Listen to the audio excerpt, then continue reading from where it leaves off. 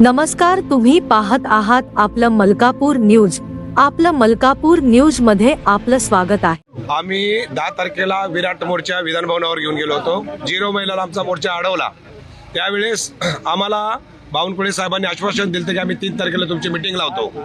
त्या दिवशी आम्ही 11:30 वाजेपर्यंत 0 मैलावर संध्याकाळी होतो. तिथंच आमच्या जे मोर्चेकऱ्यांनी जेवण केली, परंतु जे उपोषण करते होते त्या उपोषणकर्त्याने 10 तारखेला उपोषण चालू ठेवलं. थांब रे, उपोषण तिथून 10 तारखेपासून आम्ही आमरण उपोषणाला बसलेलो आहोत आणि आज उपोषणाचा 4था दिवस आहे.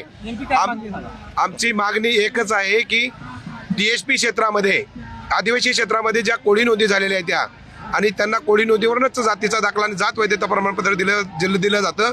त्याचप्रमाणे विस्तारित क्षेत्रातील OTSP क्षेत्रातील कोळी बांधवाच्या नोंदी सुद्धा 1950च्या अगोदर कोळी नोंदीच झालेल्या आहेत. तर त्यांना पण TSP क्षेत्रासारखाच न्याय OTSP क्षेत्रातील कोळी बांधवांना दिला पाहिजे आणि त्यांना 1950 पूर्वीच्या कोळी नोंदीवरच आदिवासी महादेव मल्हार डोर टोकरी कोळेचं कास्ट सर्टिफिकेट आणि जात वैधता प्रमाणपत्र दिलं पाहिजे. ही एकमेव मागणी आमची आहे आणि आजपर्यंत शासनाने त्याच्याकडे दुर्लक्ष केलेलं आहे. मागील वर्षी याच ठिकाणी मोर्चा काढला होता, अनेक ठिकाणी जिल्ह्यातील मोर्चा, मात्र सरकारनं अजूनपर्यंत तोडगा काढला आणि पुढची भूमिका काय असणार आहे? आजपर्यंत सरकारने तोडगा काढलेला नाही, त्यामुळे आता आंदोलन तीव्र होत असून आज आमचे काही बांधव आत्मदहन करतील आणि काही बांधव त्यांनी अर्धनग्न आंदोलन चालू केलंय आणि काही बांधव मोर्चानी परत विधान भवनावर जाणार आहेत आणि काही बांधव मुख्यमंत्र्यांच्या बंगल्यावरती जाणार आहेत. मग ते कधी जातील आणि कधी आपल्या जाऊन तिथं आंदोलन करतील हे सांगू शकत नाही, परंतु आज आत्मदहन सुद्धा होणार आहे.